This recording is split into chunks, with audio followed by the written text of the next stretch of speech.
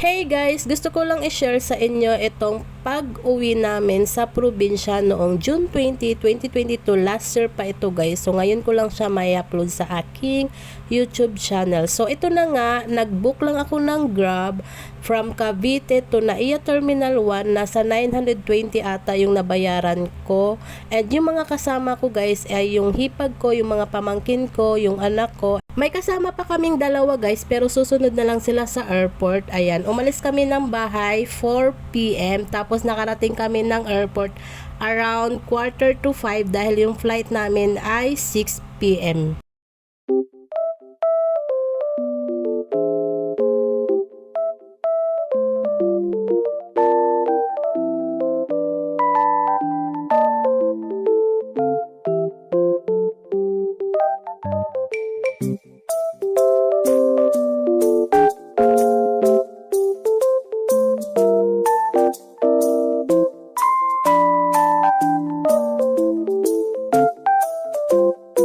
At ito na nga guys, andito na yung dalawa naming kasama and sabay-sabay na kami papasok sa airport para makapag-check-in na. Gusto ko lang i-share guys, based on my experience sa lahat ng nasakyan kong airplane, ito yung airlines na pinaka the best, yung Philippine Airlines, kasi hindi sila mahigpit lalo na sa mga bagahe. Hindi sila nagtitimbang, hindi nga nila tinignan kung ilan yung bagahe na dala namin.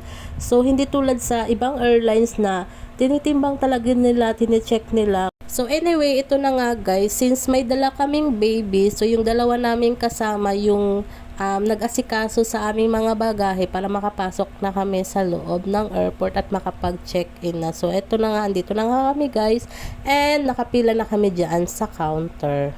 So pinalipat pala kami dyan ng ibang counter guys. So ayun, lumipat kami and ang hiningi lang sa amin is mga IDs lang namin. Kung may dala kayong babies, ang hingiin lang is yung health card.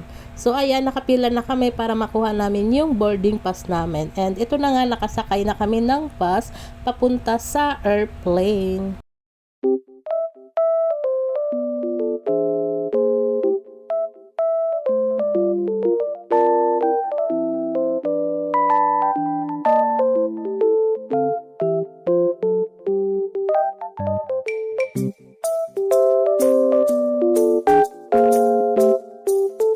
Andito na nga kami sa loob ng eroplano, and nung time na yan dyan guys, konti lang talaga yung pasahero dyan papuntang Tacloban. So pwede kaming palipat-lipat ng upuan dyan kasi wala talagang kaanong pasahero dyan. So umalis yung airplane guys around 6:30 na ata yun. Tapos nakarating kami ng Tacloban Airport is 7:30, mga ganon. So ayan, ang ganda ng view, ang ganda ng sunset. So ayan guys, yun lang yung mga pasahero. Sobrang daming bakanteng mga upuan, kaya pwede talagang lumipat talaga kung saan mo gusto umupo.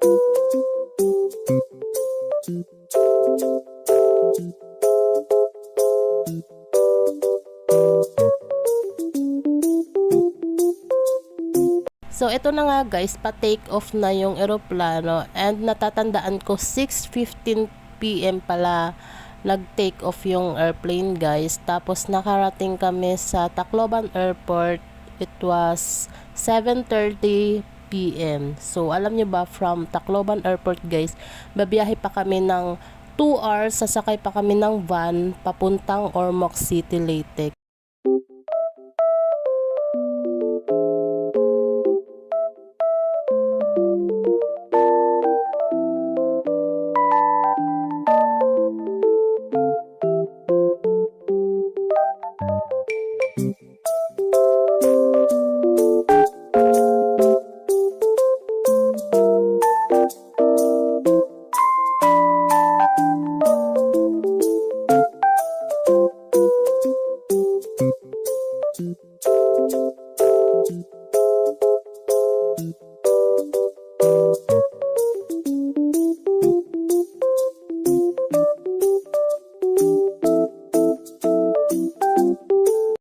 ito na nga, andito na nga kami guys, maglaland na yung eroplano na sinakyan namin. Nandito na kami sa Tacloban Airport and 2 hours pa yung babiyahin namin guys from Tacloban to Ormoc City, Leyte. So ayun lang guys, thank you so much sa inyong panonood.